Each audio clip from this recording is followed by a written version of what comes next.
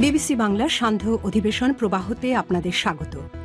আজ আপনাদের সাথে লন্ডন স্টুডিও থেকে আছি মানসী বড়ুয়া। বাংলাদেশের সর্বশেষ গুরুত্বপূর্ণ আপডেট সংবাদে আপনাকে স্বাগত। শুরুতেই সংবাদ শিরোনাম, পরে বিস্তারিত। প্রথমে জানাবো আমাদের হাতে থাকা সর্বশেষ গুরুত্বপূর্ণ সবথেকে তাজা আপডেট সংবাদ। র্যাব পরিচয় প্রতারণার সময় বিএনপির শ্রমিক দল নেতা সহ গ্রেপ্তার ৩। র্যাবের পোশাক পরে র্যাবের বাহিনী সদস্য পরিচয়ে প্রতারণার সময় আগল ঝরায় শ্রমিক দলের নেতা সহ ৩ জনকে গ্রেপ্তার করেছে পুলিশ। ঘটনায় ভুক্তভোগী বাদী হয়ে ৫ জনকে আসামি করে থানায় মামলা দায়ের করেছেন। এরপর জানাবো শেখ হাসিনার সময় জঙ্গি হামলার ঘটনাগুলো সাজানো নাটক ছিল। সাবেক আইজিপি শহীদুল হক তার বইয়ে লিখেছেন বলে নিশ্চিত করেছেন মাহমুদুর রহমান। শেখ হাসিনার সময় জঙ্গি হামলার ঘটনাগুলো যে নাটক ছিল তা সাবেক আইজিপি শহীদুল হক তার বইয়ে লিখেছেন বলে ট্রাইব্যুনালে জানিয়েছে আমার দেশের সম্পাদক মাহমুদুর রহমান। আজ বিচারপতি গোলাম মোর্তজা মজুমদারের নেতৃত্বে ৩ সদস্যের আন্তর্জাতিক অপরাধ ট্রাইব্যুনালে আসামি পক্ষের আইনজীবীদের জেরায় এই তথ্য জানান তিনি। এদিকে গণ অধিকার পরিষদের কর্মসূচিতে হামলা, জিএম কাদের সহ জাপার ১৫০ নেতাকর্মীর বিরুদ্ধে মামলার আবেদন। রাজধানীর কাকরাইলে গণ অধিকার পরিষদের কর্মসূচিতে হামলার ঘটনায় জাতীয় পার্টির জাপা চেয়ারম্যান জিএম কাদের ও মহাসচিব ব্যারিস্টার শামীম হায়দার পাটোয়ারি সহ অজ্ঞাতনামা আরও ১৫০ নেতাকর্মীর বিরুদ্ধে হত্যাচেষ্টার মামলার আবেদন করা হয়েছে। এবারে জানাবো রাজধানীতে আবাসিক হোটেল থেকে শিক্ষার্থীর মরদেহ উদ্ধার। রাজধানীর যাত্রাবাড়ি ধোলাইপাড় এলাকার একটি আবাসিক হোটেল থেকে জহিরুল ইসলাম রাকিব ২০ নামের এক শিক্ষার্থীর মরদেহ উদ্ধার করেছে পুলিশ। আজ মরদেহটি ময়নাতদন্তের জন্য ঢাকা মেডিকেল কলেজ মর্গে পাঠানো হয়েছে।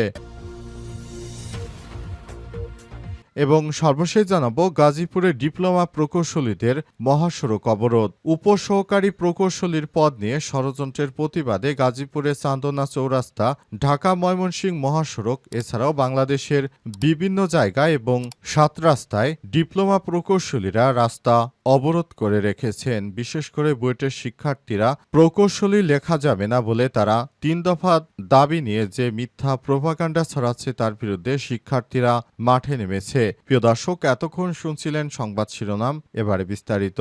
তবে তার আগে বন্ধুরা অনুরোধ থাকবে এই সংবাদটিতে একটি লাইক দিন। এই চ্যানেলে আপনি নতুন হয়ে থাকলে আমাদের সংবাদটি দেখতে দেখতে চ্যানেলটি সাবস্ক্রাইব করে রাখুন। কমেন্ট করে বন্ধুরা আপনার মূল্যবান মতামত জানিয়ে দিন আপনি বিশ্বের কোন দেশ থেকে বা বাংলাদেশের কোন স্থান থেকে আমাদের সংবাদটি দেখছেন এবং শুনছেন। এবারে বিস্তারিত। র্যাব পরিচয় প্রতারণার সময় শ্রমিক দল নেতা সহ গ্রেপ্তার ৩। র্যাবের পোশাক পরে বাহিনীর সদস্য পরিচয় দিয়ে প্রতারণার সময় আগল ছাড়ায় শ্রমিক দল নেতা সহ ৩ জনকে গ্রেপ্তার করেছে পুলিশ। এই ঘটনায় ভুক্তভোগী বিপুল ঢালি বাদী হয়ে ৫ জনকে আসামি করে থানায় মামলা দায়ের করেছেন। মামলা ও স্থানীয় সূত্র থেকে জানা গেছে মঙ্গলবার ১৬ সেপ্টেম্বর রাতে পোশাক পরে র্যাব সদস্য পরিচয়ে বাকাল ইউনিয়নের আমপাড়ি রাস্তায় বসে বিপুল ঢালি, পলাশ মণ্ডল ও চঞ্চল কর্মকারকে তল্লাশি করে রমজান মোল্লা, বাগধা ইউনিয়ন শ্রমিক দলের সহ সাংগঠনিক সম্পাদক রাসেল মোল্লা ও নরোত্তম হালদার সহ ৫ জনের একটি দল তাদের নামে মামলা করার ভয় দেখে ৫০,০০০ টাকার দাবি করেন তারা। এ সময় তাদের সিওর নাম জিজ্ঞাসা করলে তারা বলতে পারেনি। তখন বিপুল ঢালি সন্দেহ হয় স্থানীয় পুলিশকে সংবাদ দেওয়ার কথা শুনে ভুয়া র্যাব সদস্যরা দৌড়ে যান।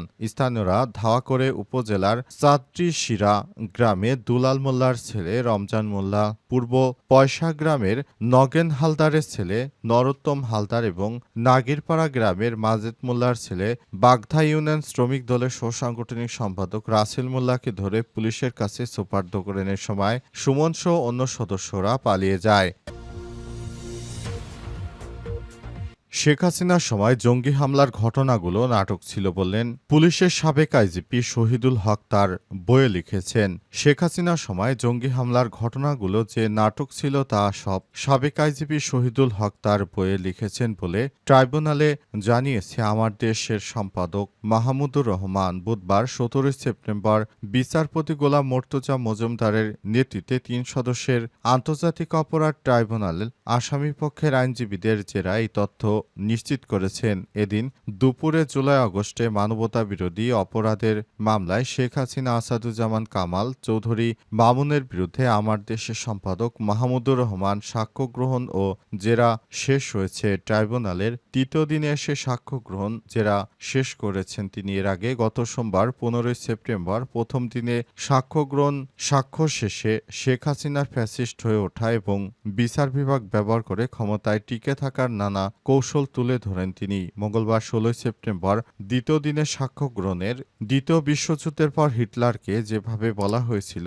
নেভার এগেইন বাংলাদেশেও বিচারের মাধ্যমে আমরা চাই ফ্যাসিস্ট শাসন যেন আর আগমন না ঘটে বলে মন্তব্য করেছেন তিনি। তিনি আরও বলেন, ন্যায় বিচার করা হোক যাতে শহীদ পরিবার ন্যায় বিচার পায় এবং অন্তর্বর্তীকালীন সরকারের কাছে আমরা আহ্বান করব তিনি যেন সুষ্ঠুভাবে শেখ হাসিনা নির্বাচনে আসতে না পারে, তার বিচার কাজটি যেন অন্তর্বর্তীকালীন সরকারের প্রধান উপদেষ্টা ঠিকভাবে সম্পন্ন করে। তাহলে আমাদের যে প্রত্যাশা সেটি বাস্তবায়ন হবে।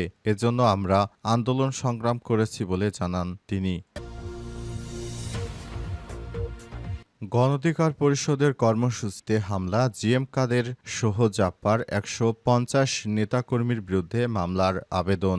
রাজধানীর কাকরাইলে গণঅধিকার পরিষদের কর্মসূচিতে হামলার ঘটনায় জাতীয় পার্টির জাপা চেয়ারম্যান জিএম কাদের ও মহাসচিব ব্যারিস্টার শামীম হায়দার পাটোয়ারি সহ অজ্ঞাতনামা আরও ১৫০ নেতাকর্মীর বিরুদ্ধে হত্যাচেষ্টার মামলার আবেদন করা হয়েছে। মঙ্গলবার ১৬ সেপ্টেম্বর গণঅধিকার পরিষদের কেন্দ্রীয় কমিটির সাংগঠনিক সম্পাদক আখতারুজ্জামান সম্রাট বাদী হয়ে রমনা থানায় মামলাটির আবেদন করেন। বিষয়টি নিশ্চিত করেছেন রমনা বিভাগ পুলিশের উপকমিশনার মাসুদ আলম। মামলার জন্য আসামিরা হলেন জাতীয় পার্টির প্রেসিডিয়াম সদস্য হাজী সাইফুদ্দিন আহমেদ মিলন, আলমগীর শিকদার লোটন, যুগ্ম দপ্তর সম্পাদক মাহমুদ হাসান, জাতীয় ছাত্র সমাজ ঢাকা মহানগর উত্তর শাখার সভাপতি মশিউর রহমান জিশান, জাতীয় পার্টির কর্মী সোহাগ খান, মিজানুর রহমান, শামীম আহমেদ, মোহাম্মদ সোলাইমান হোসেন, জাতীয় পার্টির গৌরনন্দী শাখা সাংগঠনিক সম্পাদক শ্রাবণ শিকদার, জাতীয় ছাত্র সমাজের সদস্য তাসনিম বিন আজিজ,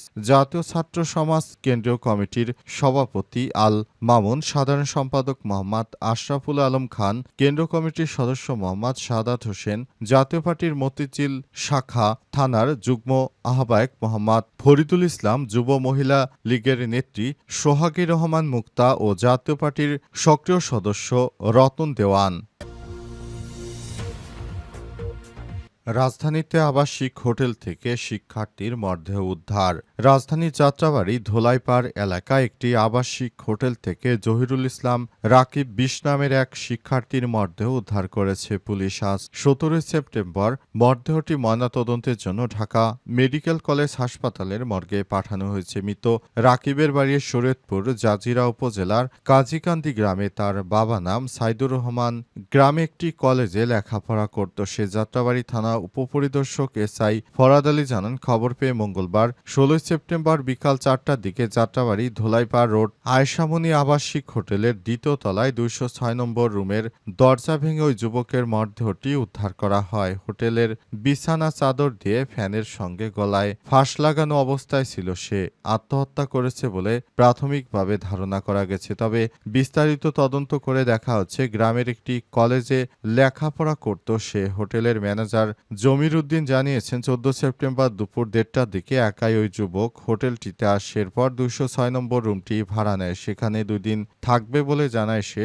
১৬ তারিখ বেলা ১২টার দিকে তাকে চেক আউটের জন্য হোটেলের ম্যানেজার দরজায় নক করলে ভেতর থেকে কোনো সাড়া শব্দ পান না। পরবর্তী থানায় খবর দিলে পুলিশ গিয়ে দরজা ভেঙে ভেতর থেকে তার মরদেহ উদ্ধার করেছে।